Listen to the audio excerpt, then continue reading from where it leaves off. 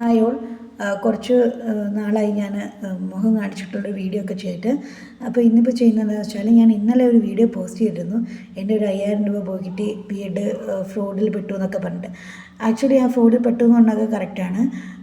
പിന്നെ ഞാൻ ഇപ്പോൾ ടീച്ചിങ് പ്രൊഫഷനിലാണെന്ന് അറിയാലോ. അപ്പോൾ ടീച്ചിങ് പ്രൊഫഷന് B.Ed വളരെ മാൻഡേറ്ററി ആണ്. അപ്പോൾ നമ്മൾ ജോലി ഇരുന്നിട്ടായാലും നമ്മൾ B.Ed എഴുതിയെടുക്കണം. അപ്പോൾ ഞാൻ അതിന് വേണ്ടിയിട്ട് നമ്മുടെ നാട്ടിലുള്ളൊരു ഏജൻസീനെ അപ്രോച്ച് ചെയ്തു.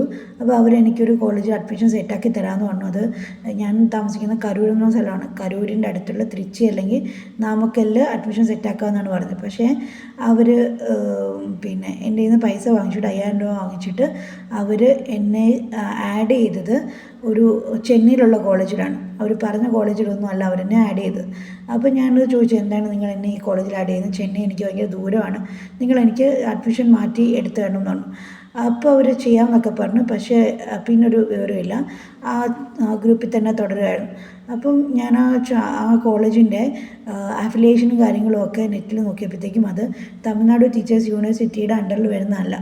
അത് മധുരൈ കാമരാജ് യൂണിവേഴ്സിറ്റിയാണ്. നിലവിൽ മധുരൈ കാമരാജ് യൂണിവേഴ്സിറ്റിക്ക് അഫിലിയേഷൻ ഉണ്ടോ ഇല്ലയോ ഒന്നും എനിക്കറിയത്തില്ല. ഏതായാലും തമിഴ്നാട് ടീച്ചേഴ്സിനാണ് കൂടുതലായിട്ടും അംഗീകാരമുള്ളത്. അപ്പം ഞാൻ അതുകൊണ്ട് അവരുടെയൊക്കെ ചോദിച്ചപ്പോൾ അവർ കൃത്യമായിട്ടൊന്നും മറുപടി പറഞ്ഞില്ല. സോ ഞാൻ ആ കോളേജിൻ്റെ ഗ്രൂപ്പിൽ ചോദിച്ചു, ഇതിന് അഫിലിയേഷൻ ഉണ്ടോ? ഇത് മധുരൈ കാമരാജ് യൂണിവേഴ്സിറ്റി അല്ലേ? എനിക്ക് തമിഴ്നാട് ടീച്ചേഴ്സ് എഡ്യൂക്കേഷനെയാണ് വേണ്ടത്, എനിക്കിത് വേണ്ട, എനിക്ക് ദിണ്ടിഗൽ അല്ലെങ്കിൽ തൃച്ചിയുള്ള കോളേജിൽ മതി എന്ന് പറഞ്ഞ് ഞാൻ മെസ്സേജ് ഇട്ട ഉടനെ ഈ ഏജൻസിയുടെ ഫൗണ്ടർ അല്ലെങ്കിൽ CEO എന്ന് പറയുന്ന ആൾ എന്നെ വിളിക്കുകയും എൻ്റെ അടുക്ക വളരെ മോശമായിട്ട് സംസാരിക്കുകയും ചെയ്തു. ഞാനൊന്നും തിരിച്ചു പറഞ്ഞില്ല, യാതൊന്നും പറഞ്ഞില്ല. ഞാൻ അയാൾ പറയുന്നതെല്ലാം കേട്ടിട്ട് ആ കോൾ ഞാൻ റെക്കോർഡ് ചെയ്തു. കാരണം അയാൾ വേണ്ടാത്ത കാര്യങ്ങളൊക്കെയാണ് പറയുന്നത്. നീ എൻ്റെ ഗ്രൂപ്പിൽ വന്നിട്ട് ഞങ്ങളെ ചൊറിയുവാണോ, ഭീഷണിപ്പെടുത്തുവാണോ എന്നൊക്കെ ചോദിച്ചിട്ട് വളരെ മോശമായിട്ടുള്ള, വളരെ പരുഷമായിട്ടാണ് അയാൾ സംസാരിച്ചത്.